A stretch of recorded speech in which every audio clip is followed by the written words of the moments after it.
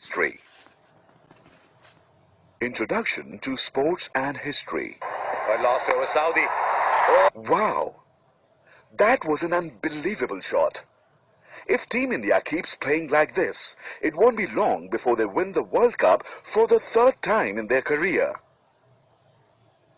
You see, folks, what I just witnessed was the increasingly popular sport of cricket. Now, I know, the first question running across everyone's mind is, what is sport and how do we define the term sport? In simple words, sports is defined as a form of activity that combines entertainment and physical exercise whilst improving one's physical ability and skills. The term sport is derived from the old French word disport, which translated to leisure. The oldest definition of the term sport in English language appeared at around circa 1300 CE and was defined as anything humans find amusing or entertaining. A sport usually is contested between two sides, wherein each participating athlete, meaning player, attempts to surpass the other. To play is regarded as a natural instinct of human beings. Hence, the history of sports can be traced to the origin of mankind itself. There were various types of sport played since the beginning of human civilization. Though hunting during the ancient period was perceived as the sole means of obtaining food, it was also looked upon as a type of game and entertainment. Ancient Indian literature and epics mentioned various types of sports that include games of dice or dute, wrestling, horse and chariot races, and chess. There are a number of training centers for wrestling and other sports in the country today. However, chief among them include Vyayamshala of famous wrestlers Jummadada and Manik Rao at Vadodara, Krida Vidyapeeth at Patiala, Swarnim Gujarat Sports at Gandhinagar, Khasbagh Talim and Motibagh at Kolhapur, Hanuman Vyayam Prasarak Mandal at Amravati, Shri Shiv Chhatrapati Krida Sankul at Balewadi, Pune. Did you know sports and ancient Greeks is a very ancient equation? This is because it was the ancient Greeks who had standardized the rules of sports and had them organized in a systematic manner. A number of sports competitions such as discus throw, horse and chariot races, wrestling and boxing, etc. were held under the auspices of the ancient Greeks. The Olympic Games was the brainchild of the ancient Greeks. The ancient Olympic Games were named so because various sporting events were usually held in the Greek city of Olympia. To be able to participate in the Olympics and emerge victorious was supposed to be a great honor for sports athletes. Sports is beneficial for one's overall health and well-being. Sports enables an individual to overcome pain and worries, and furthermore aids in the relaxation and refreshment of his or her mind. Sports, which involve a lot of physical action, double up as good exercise as well, thereby building a strong and tenacious body. Participation in various kinds of sports also helps an individual inculcate qualities such as courage, determination, and sportsmanship. Sports which involved collective participation helps develop ideal virtues such as readiness to cooperate, team spirit, leadership qualities, etc. Skills. Other adventure sports include rock climbing, hang gliding, auto racing, which involves racing of cars and motorbikes, etc. Do you know Major Dhyan Chand, born in 1905 and died in 1979, was considered as one of the greatest field hockey players? He was known by the popular nickname the Wizard of Hockey.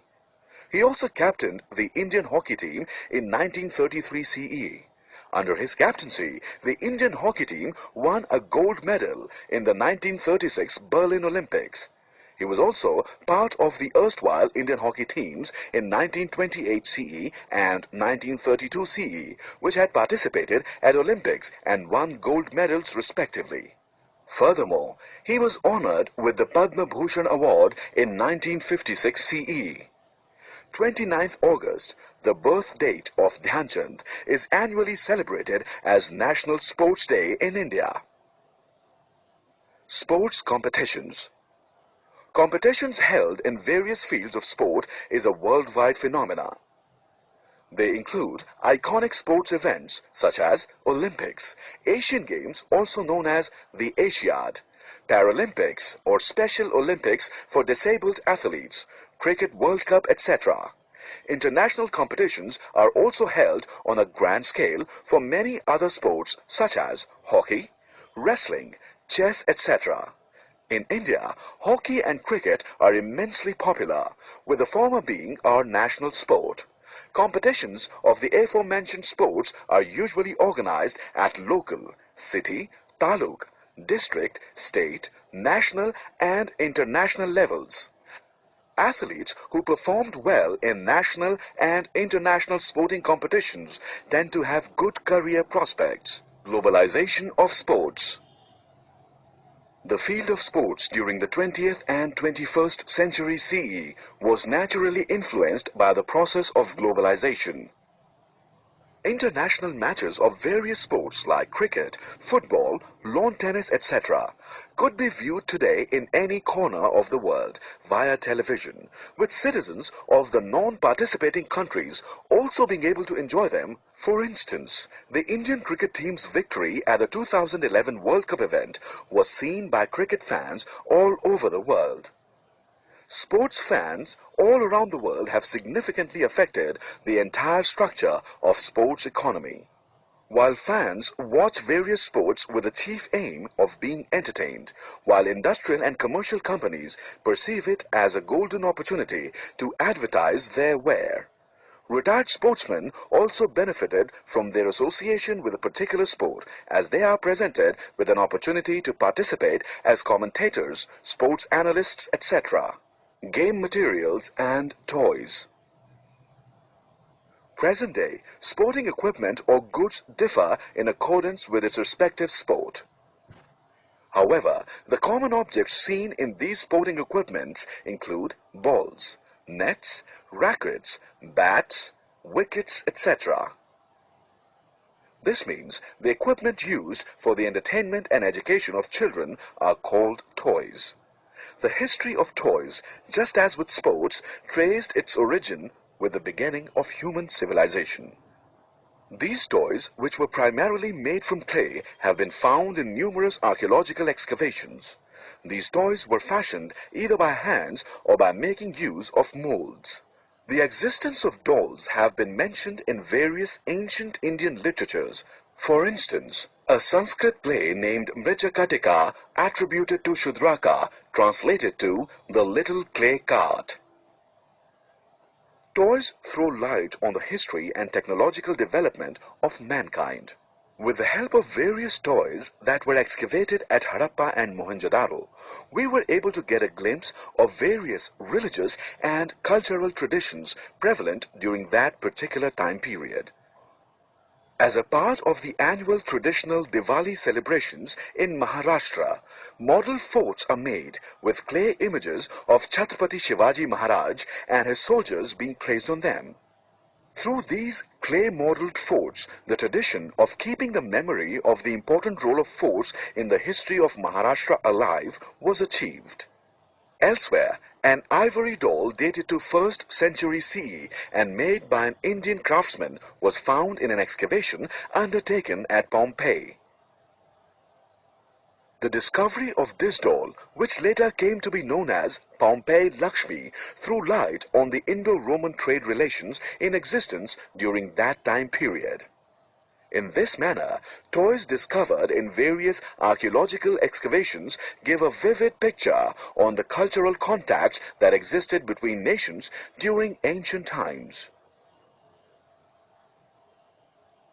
In the Katha Sarit Sagar, ocean of the streams of stories, one comes across very interesting descriptions of games and toys that existed in the 11th century CE India. In this work, there are descriptions of flying dolls. Furthermore, it is mentioned that some dolls used to fly, some used to dance, and some others used to make sounds on pressing a key. In various regions of India, there existed a traditional craft of wooden doll making.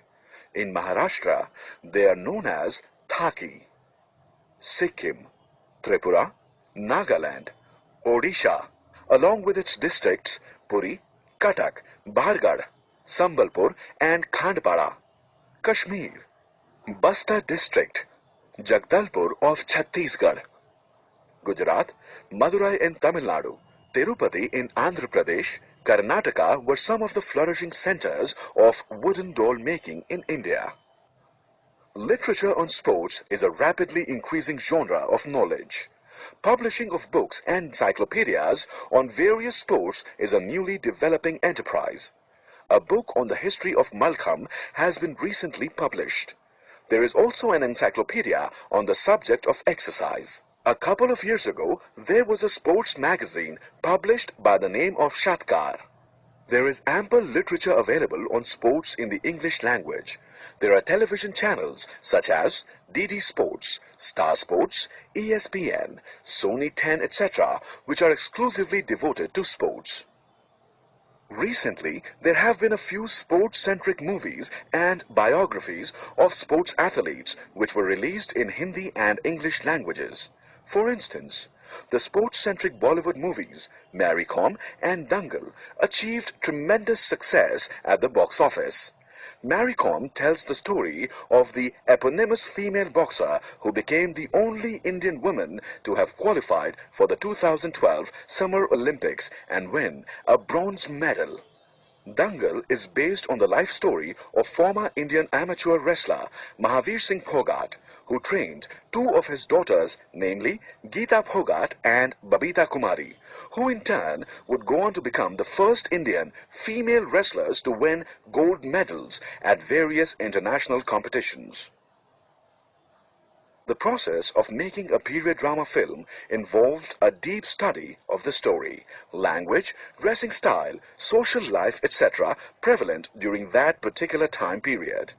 In this regard, filmmakers often took help of eminent historians and students of history who were well trained to conduct research. Similarly, knowledge of history of sports was also essential for writing articles in various publications such as encyclopedias, newspapers, sports magazines, etc. Sports and professional opportunities. Although sports and history appear to be distant with regards to subject matter, a sort of close relation always existed between the two. Students of history can find many opportunities in the field of sports journalism. On that note, one needs to refer to various historical sources in order to write different articles, reviews on sporting events like Olympics or Asiad or national and international matches. Expert commentators were much sought after during various sports matches. An expert commentator was required to have good knowledge of a number of details such as history, statistics, earlier records, eminent players, historical anecdotes, etc. related to that particular sport. In that regard, knowledge of history is of immense importance. Matches of various sports such as cricket, football, kabaddi, chess, etc. are broadcasted live on television on various channels. The role of professionals who kept track of and recorded these television broadcasts has emerged as being crucial in the detailed understanding of a particular sport. Sports channels kept broadcasting various sporting events round the clock on a 24/7 basis. As a result, numerous professional opportunities were available in this field.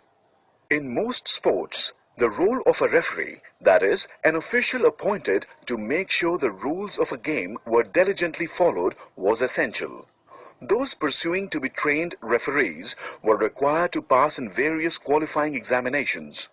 Those who qualified could officiate sporting events that took place at district, state, national, and even international levels. A number of public or government and private sectors undertook various measures for the rigorous promotion of a particular sport. A number of scholarships were also awarded to deserving athletes. Furthermore, seats were reserved for sports athletes in various government and private establishments. Did you know that Bal Jagannath Pandit was the first Indian cricketer to pioneer cricket commentary? People used to eagerly listen to his broadcasts from Akashvani, that is, All India Radio. His well-studied commentaries were full of information about the history of sport, career history of the players, anecdotes about the game and established records of the game. His commentaries used to be entertaining because of these historical details. Pandit was also a prolific cricket writer and had written 35 books. He authored several columns in newspapers and magazines, thereby striking a chord with the common people and enhanced their knowledge with a number of creative illustrations. His translation of Sunil Gavaskar's book, Sunny Days in Marathi, became immensely popular. Conclusion. Well, what do you think? Wasn't this roller coaster ride on the history of sports exhilarating? Who would have thought that an activity performed simply to enhance one's physical and mental skills would, through the passage of time, evolve into a global phenomenon? With the ever-increasing influence of sports in each and every one of our lives, one cannot imagine a world without it. You know, one of the reasons why many individuals participate in various sports is the once-in-a-lifetime opportunity they receive to travel around the world and not only make our country proud by participating and winning in various sports, but also by learning more about the host country through their art, architecture, culture, lifestyle, etc. On that note, in our next session, we'll take an in-depth look at the evolution of the least talked about and often overlooked aspect of human history.